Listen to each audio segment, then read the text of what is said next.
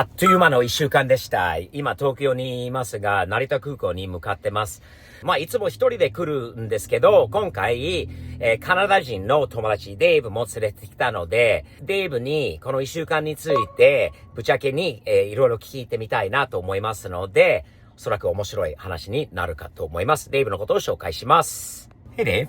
Hey Steve.I want to thank you for coming to Japan with me, man. And I want to thank you first off for being such a good guest and somebody that I wouldn't just bring anybody here, but you're a friend, you're respectful, and I wanted to ask you a few questions about this week and your thoughts about Japan, man. So a week went by really fast. We're on our way to the airport. Yep. Just your overall impression of this week. I mean, what do you think about Japan? And I want you to be honest, man. If there were parts that you liked, if there were parts that you didn't like, if there were things that you thought were weird, I really want you to tell me honestly about it, because I think the Japanese people too really want to know honestly what foreign people think about Japan. So I'm going to give the floor to you for a little bit. Go ahead. So I'll start off with what I love about Japan.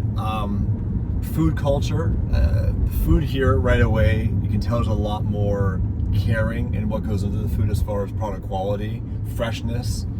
People gather over food like most cultures, but what's really interesting in Japan is you can get high quality food in places you wouldn't expect it, like a 7-Eleven, for example. Back in America and Canada, for that matter, a 7-Eleven would just have fast food and just very, very unhealthy food that you would never go there for a meal. You go there for a snack. Whereas here, I had a few days where I ate lunch at 7-Eleven and it was really good. I had noodle dishes, the egg sandwich I really enjoy. Karaage. Karaage is number one. I love it. Your favorite food in Japan, karaage. Beverage options, but linked to all that is the customer service levels is unlike anywhere I've ever been. Where it doesn't matter if it's the janitor or the person working the till or whatever role it is, people in Japan take their job seriously and with pride. So as an employer that has employees, typically you have to manage every level. So if you have rules, okay, the rule is 5 rules, but you have to have a manager there to enforce the rules. Where in Japan, they follow policy and procedure without being directly supervised. So for example, and this can be a pro or a con to it, I like to have coffee in a porcelain mug. So in the hotel this morning, I went to bring the mug to my room. Yeah. Now, obviously the hotel has a policy, the mugs don't leave the restaurant. In America, Canada, no one ever say anything. Never say a word to you. Just do whatever you want. There's no rules. Even if there is rules, they would never want to invest time in doing it. And that's not because they don't. Not because there's no rule. Yes, the employees just don't care. They wouldn't be like, oh, I'm gonna go and have this conversation because it's uncomfortable. Whereas here, they stop me with my mug. Now, if you're not used to that, it can be frustrating because I like to have my coffee in a mug. However, when you come here, you need to respect the fact that people follow the rules here, and there's a different way of doing it. People are cleaner, so you don't see a lot of garbage in the streets as far as like littering. When you're at a quick serve restaurant, and you have a tray of food. People take the tray and they put it away. Yeah. For the most part, I'm sure some people don't, but like back home, people have the mindset like, well, they're working, I paid for it. Let them put it away. Let them put it away. Right. And also back home, automation's really taken over. So when you go to a grocery store, it's usually you do it yourself. You bag it yourself. Mm-hmm. And the biggest thing when it comes to the food conversation, while we're still on that, is you don't tip here. Yeah. And in America, tipping culture has gotten ridiculous. The fact that you don't tip for service. Yeah. Like the service isn't good, it's terrible. And everywhere you go now, you get the little pin that says tip option on it, and it starts at 18%, all the way to 30 in some places, 25 at most. So, for an example, at the Los Angeles International Airport in California, LAX, they have counters that basically self-scan. So you grab a sandwich and a beverage, scan it, pay for it. It has a tip option. Even there. Not a single employee working. Yeah. No service. So it makes it obviously more expensive, but it's hard to reward poor service, but it's expected.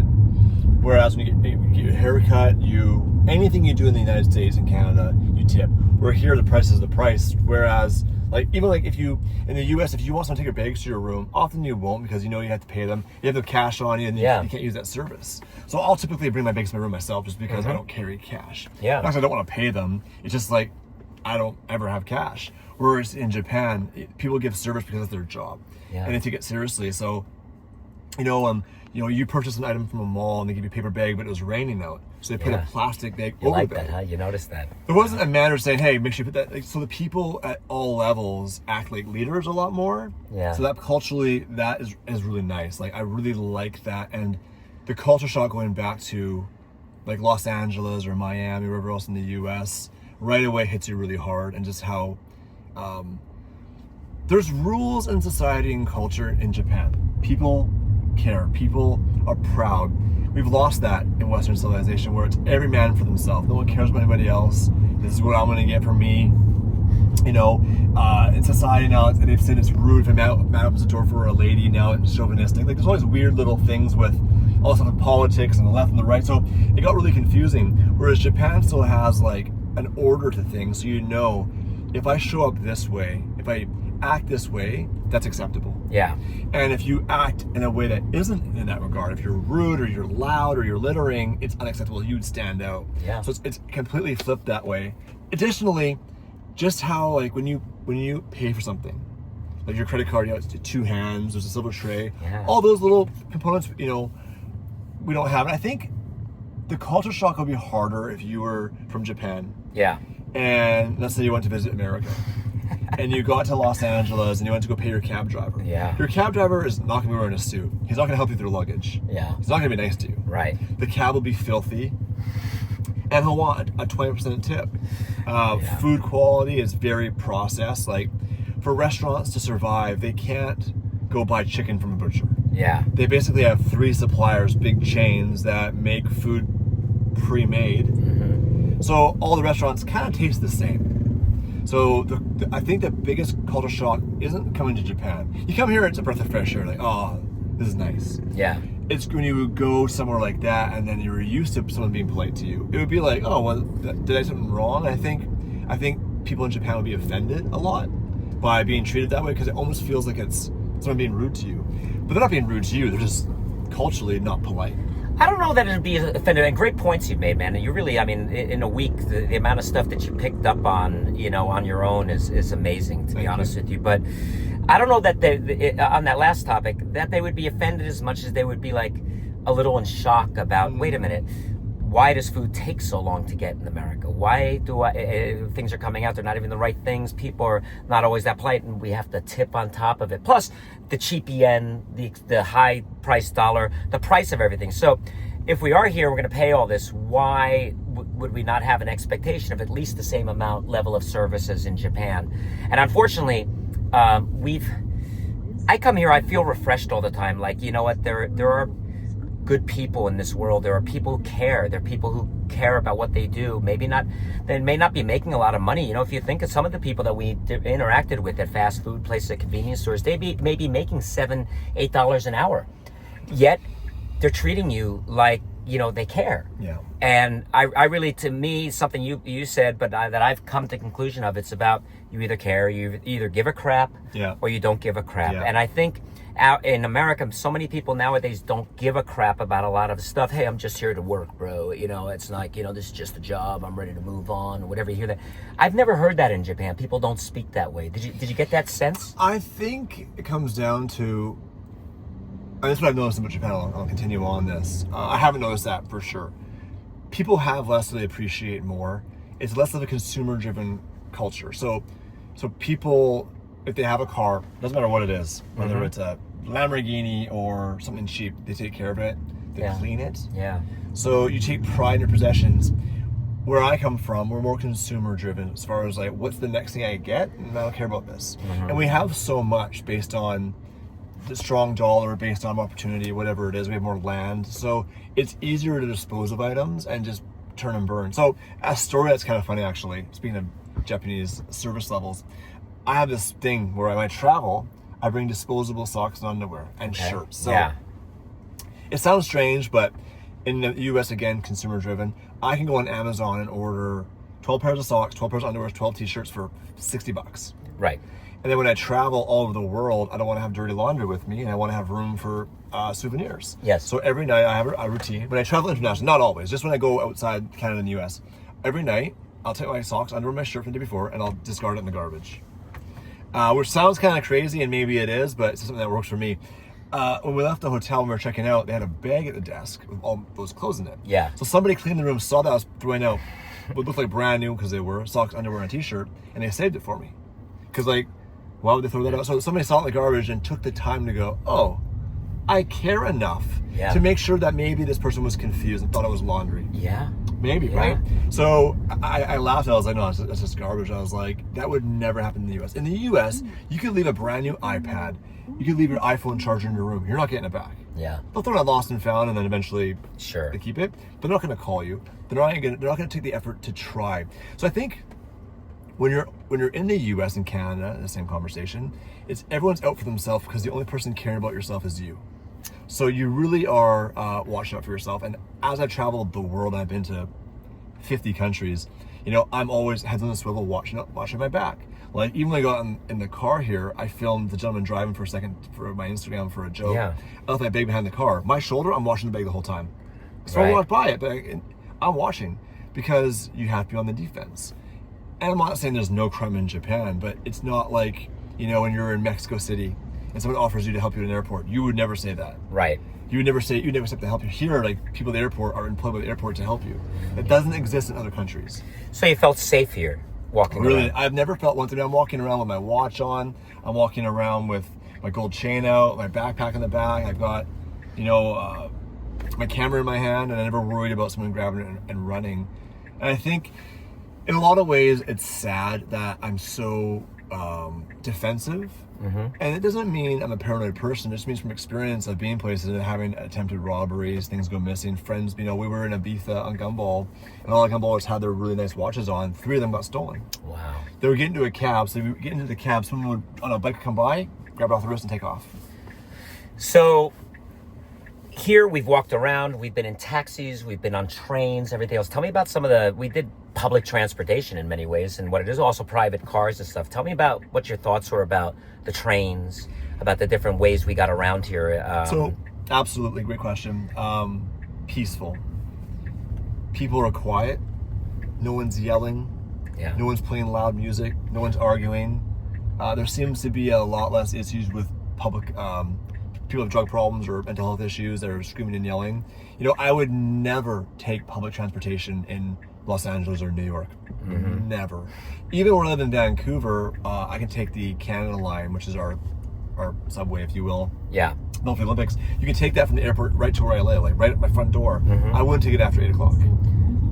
Because of safety concerns? Yeah, I mean, in most cities now, you can't walk around without people, and unfortunately, affected by substance abuse issues. You can't walk around with somebody doing something and you don't know what they're going to do. You don't know if they're going to attack you.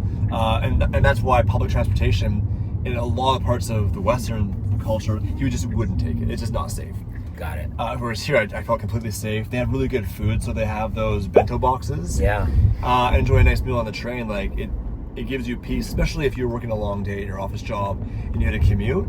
That would be a place where you could actually decompress before going home. Yeah. Where if I took the train or the bus in Los Angeles, it would be a fight for your life to get home. It'd be the worst part of your day.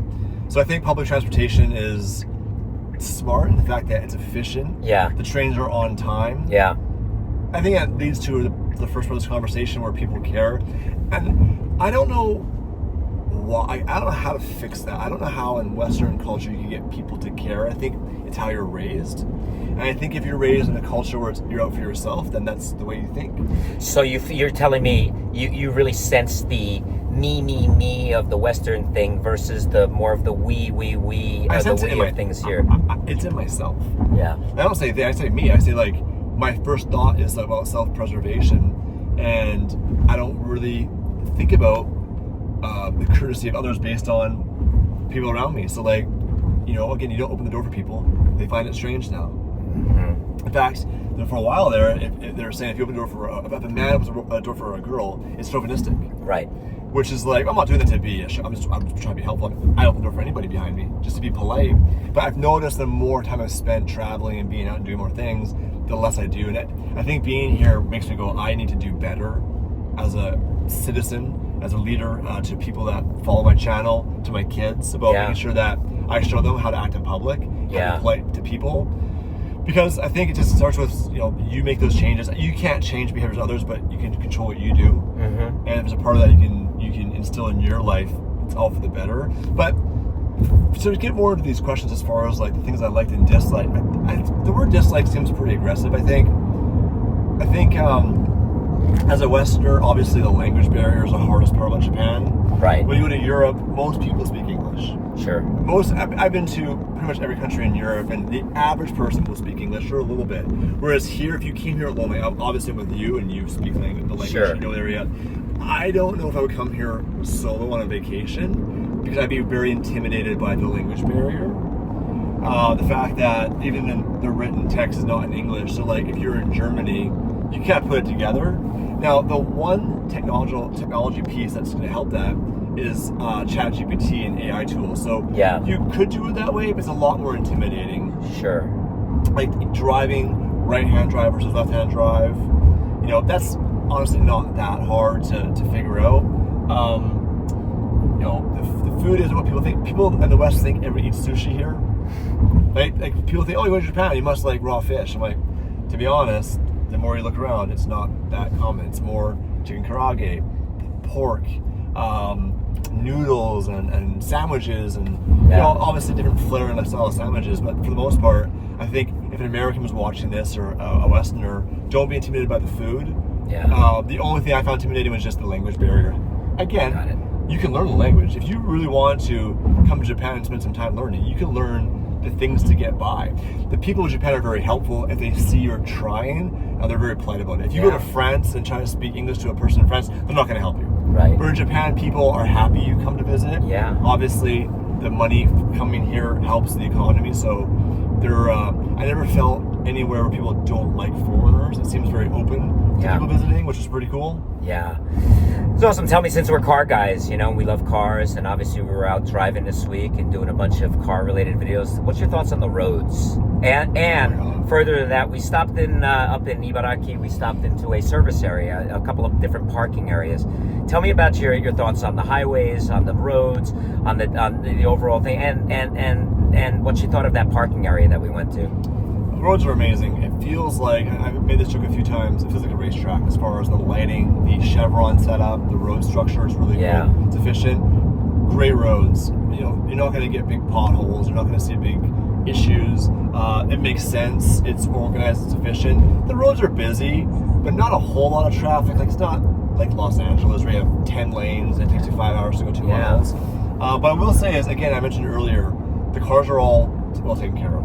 And it doesn't matter what it is. It doesn't mean the guy with the fancy car takes care of it. It doesn't matter what you have. People are proud of what they have. They want to show it off. They want to share it. So the parking lots you mentioned, all the cars there are clean, tidy. Not beat up, not crashed up. Not cracked and banged up. And even driving right now, as we head down the freeway right now, a minivan or whatever, everything's clean, everything's organized. You don't see a bumper hanging off. You don't see beaters. People obviously take more pride in that. And what I love is it's not consumer driven in an in and out perspective, meaning people buy the car and they keep it for a long time. So as you speak to people in the car community here at those meets we went to, I bought this car 15, 20, 30 years ago. And I think we get lost in a consumer driven society about next best. What's next? And people always ask me back home, like, what should I buy? What do you like this? And they're looking for an external validation. I feel like the car culture here is people truly buy the vehicles that speak to them, and they love it for the right reason versus trying to impress others. Good points. I think those are great points. And if you noticed when we stopped at that parking area, you talked about the parking lot, but inside, we walked in together, and I encourage you to go in there and take a look. What was your thoughts about, we think, compared to an American or a Canadian truck stop, which essentially it is a truck stop, obviously regular cars, but a truck stop. I mean, we had free tea from the vending machine. You had food selections of really quality stuff. You ordered a noodle dish that looked fantastic. There's a level of craftsmanship and it's gone where I come from as far as like you open a restaurant and you go, I want to have the freshness of this. You just would never survive. Here, because of the food culture, and I don't know how they do it, but the restaurants serve real food. Like you can tell, like sourced, it's fresh, it's unique. It's not all the same thing over and over. Yeah. Like you go to a truck stop in the U.S., it's like, you have Buc-ee's, for example. Buc-ee's is a huge truck stop, mostly in Texas and southern states, and they're massive. They have pulled pork and barbecue, but it's like it all tastes the same. And every Buc-ee's pretty much just got a bunch of selection. Some of the stops here had like you could get fresh fruit sandwiches. I mean, anything you can think of. Yeah. But it all is very. It's delicious, but it doesn't taste processed. You don't feel sick after. I ate a lot. Like, I ate things I never wouldn't eat back home, with the pastries I love and all that. Yeah. I never felt sick. Never felt bloated. Again, people are polite. I never felt anybody being inappropriate or yelling. It's civil. Like, people follow an order. It's like no one bunches in front of you in line. No one nubs into you. No one says something rude or walks by. And I don't know, it's just like everybody's just doing their own thing, and they're upset. They're polite and doing their own thing. They keep themselves. People keep themselves. That's the one thing. Like, no one interferes with their business. Right. They're just all doing their thing. They want to be respectful to others. That's the concept of meiwaku. Meiwaku means, what is the effects of what I do on other people? And is that a negative effect of things I do? And that's something the Japanese are very conscious about. What are my actions going to cause what's the cause of my actions on somebody else?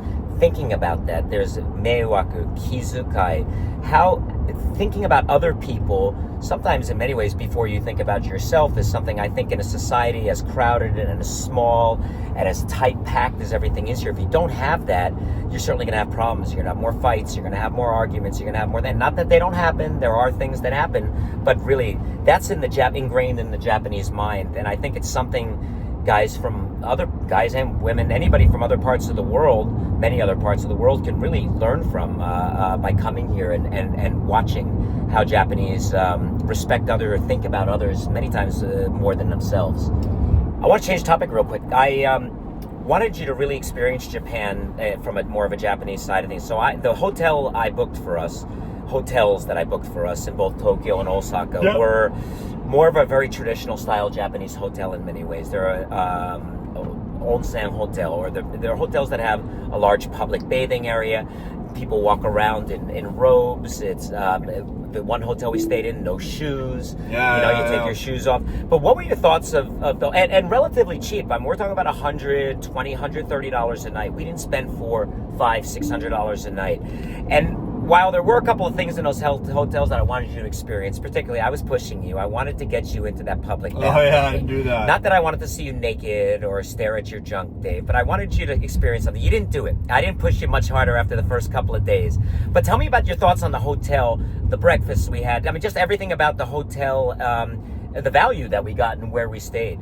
The breakfast is probably the biggest departure from Western culture as far as like hash browns, bacon, eggs, heavy breakfast. The hotels actually were nice, they were clean. The rooms are quite small.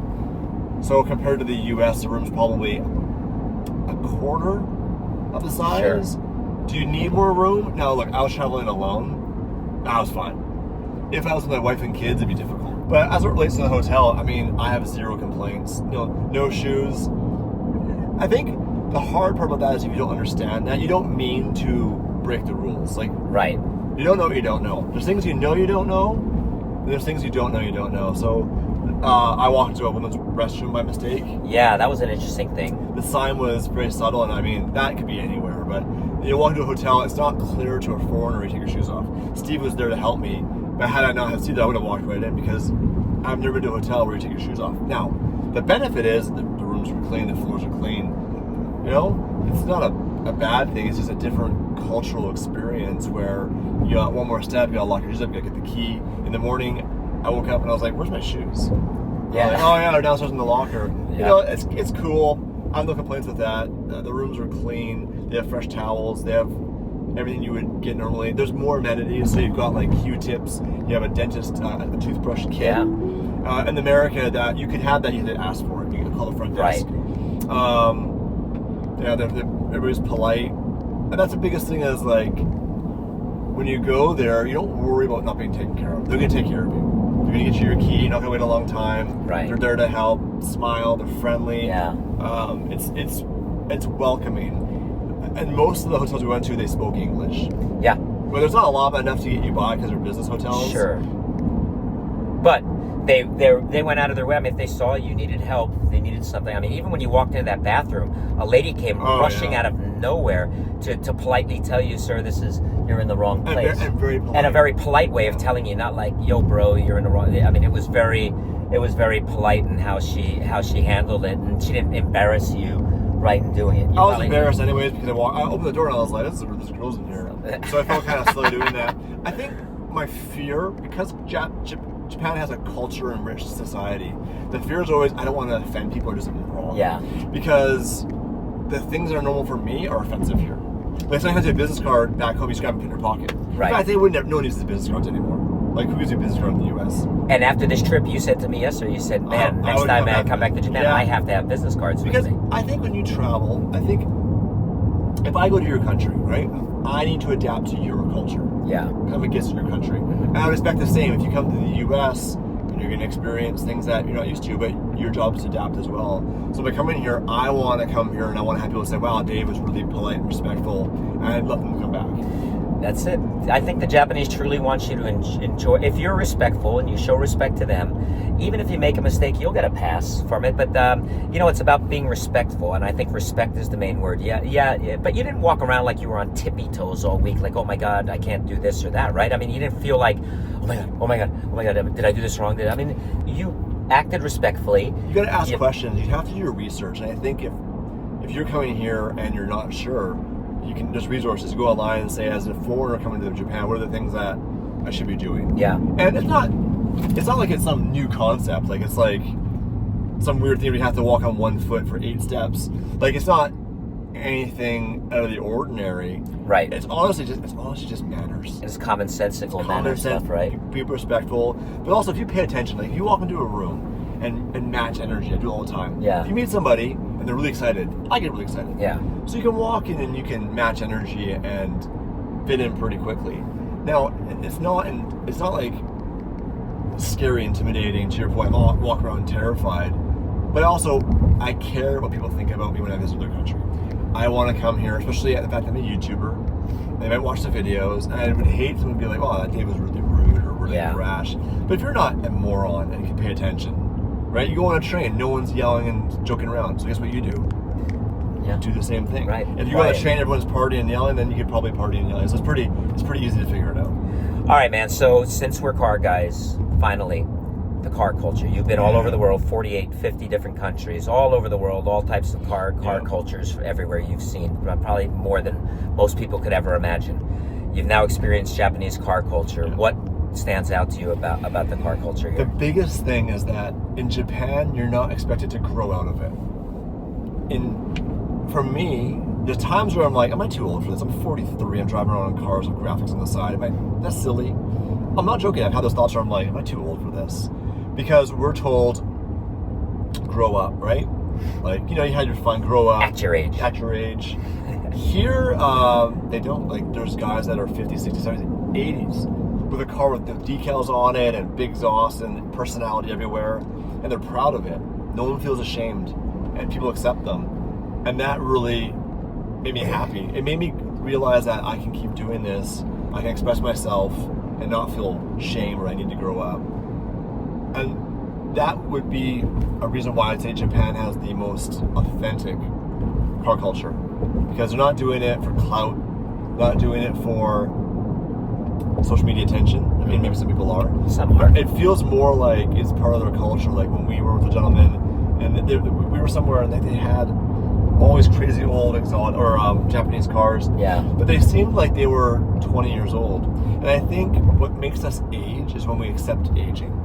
Oh, I'm old now, I shouldn't do this, I should dress this way. Oh, I'm old now, I should buy this car. But if you just go, I'm just going to forget age, I'm just going to buy the car, enjoy the car I love.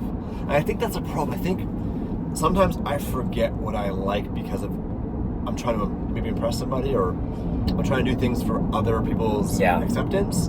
I think, and I have a car, I have a Lamborghini Squadra Corsa, it's a final edition Gallardo, that even though it's not the most expensive car, it's actually one of the cheaper cars we have on the channel, and I sold it to get something bigger and better because I thought I should do that.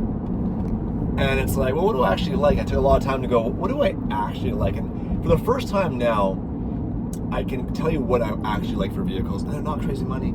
It's not about that. It's about what speaks to me, what matches my personality, what do I love to drive, what do I look at and I'm happy to look at it, versus what do I think people will like more and what will make me look cool. And I think in Japan, I noticed with all the cars, like, they're not always, like, there's eclectic in their personality. It's not like a one-size-fits-all. They're very personal. Yeah, I think you got a really good read on the things, man. Was there anything, lastly, that you didn't like about things here? You can be honest. I mean, something that just didn't work for you. I know you didn't like the natto, the fermented soybeans that I was trying to feed you. The smell wasn't great for you. Yeah, I mean... But out of food, out of other stuff, was there anything that you could think of? You say, you know what, this was a little weird, or this was just not my thing. I think people, if you're here for a long time, would you feel homesick? You would, because it's just different. I think, not being able to read a sign, for example, it adds layers of complexity, but in Japan, I would try certain food and I would say, I liked it, I didn't like it, and people were like, oh yeah, just try it. If you like it, you like it. If not, there's no pressure. Yeah. You don't feel like you're forced to eat things. I tried food I would never normally eat, but I'm actually generally curious. And when you travel, you should be curious. I don't come here expecting to get a Big Mac. Right. I'm sure you still can. You can. But I don't come here, I don't want to come to Japan to want to have what I have back home. I want things to be different. I want to experience culture. I want to look at something like, wow, I've never seen that before. So, yeah, I don't think there's anything I don't like. I think after a while I would get homesick for some things that are just normal, like, going to a gas station or going to a thing you're used to in the U.S., a certain way of doing it, you're just used to. Here, obviously, you have to adapt to it. So it's great to come visit. But after a while, like anything, you're going to miss home. Sure. Yeah, that's what I like that question because I'm kind of stumped right now. I don't think there's anything I dislike. Yeah. Coffee's really good. Oh yeah. Really good coffee here. I don't have anything to complain about, to be honest. Well, that's awesome, man. I want to thank you again for enjoying Japan. I like talking about the good stuff of Japan, the different things of Japan, and sometimes even for me, it's refreshing to hear from somebody like you who has a fresh set of eyes here. I mean, my eyes are not tainted, but I've been here so much that I see things in a way that some of the things you even said right now reconfirm some of the things that I love and enjoy about this country. I think for many of you guys, if I could just say in closing, it really comes down to respect for other cultures. Things are different. It doesn't mean that they're weird. They're just different, and different doesn't mean good or bad. This is the way things are done here. Maybe different in your country. Open up your mind to that. You may not have to love it all. You may not have to like it all. It may not agree with you. You may leave Japan and say this place wasn't for me. But most of the people that I've met who have come to Japan, who come to my restaurant, who come and tell me about their experience here, had a great time, enjoy the culture, respected it, and they see that the Japanese too really love people who come here who want to be open-minded to learning and respecting. Respect. That is ultimately, the end of the day, the most important thing, no matter where you travel, not just in Japan, I think everywhere. And so Dave, a fun week, lots of good times. I want to invite you and Damon back here anytime. I would love to have you. There's so much more that we didn't have a time to do in this week, but I think the next time we come back, we do a big road trip. I think I ship cars from America, or buy some here, depending on the logistics. Or we'll ship them here. Okay. And we plan like a 10-day road trip and go to I want to see the countryside. I want to see the villages. Yeah. I want to get outside the cities and do more rural stuff to learn more about the culture and just see more of it. It's a big country. It's not small. And there's lots of really cool roads. We did that in 2019. We did that road trip. Went to Mount Fuji. Went to Kobe. I'd like to do more of that. I'd get there and see more of the adventurous side and drive. I would love to have my cars here. I'd love to have my Squadron Corsa in Japan. So I have that memory of my car, my baby, in this beautiful country.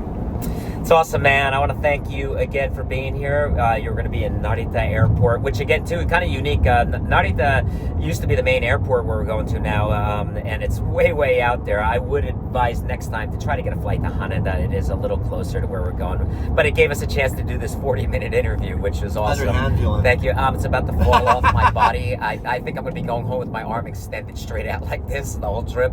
But, man, it was fun. Smiles and thumbs up for everybody. And for you guys, most of you know him a lot more than you know me. DD, Dave, subscribe, like his channel, and check out some of the awesome videos that we made this week on Daily Driven Exotics. And man, thank you. I missed Damon this trip, I really did. But look forward to having him back here, hopefully with you as well next time. And thanks, man. Thanks for enjoying Japan. My pleasure. Appreciate you. ということで、デイブさんが日本をめちゃくちゃ楽しみました。もうぶっちゃけに聞いて、本当にもう遠慮なく、もう好きじゃないところもあっても言ってほしいということを伝えたので、今正直に答えてもらったことは、日本人から見たらいかがでしょうか、どう思いますかって、今デイブが言ったことの中で、結構いろいろ日本の独自のことについていろいろ正直に言ってくれたと思うので、ためになった動画、になりましたでしょうか。日々前進前向きにサムズアップ的にやっていきましょう。スティーブ的視点のチャンネル登録もよろしくお願いします。Thanks guys for watching. Thumbs up always, and see you next time. You want to sign him off, Dave, on 3, 2, 1? 3, 2, Oh, I missed it. Oh, missed it. You know where we're going with this. Oh, yeah. Okay. Give me the old Go, school go. 3, 2, 1. On 3, 2, 1. Bye-bye.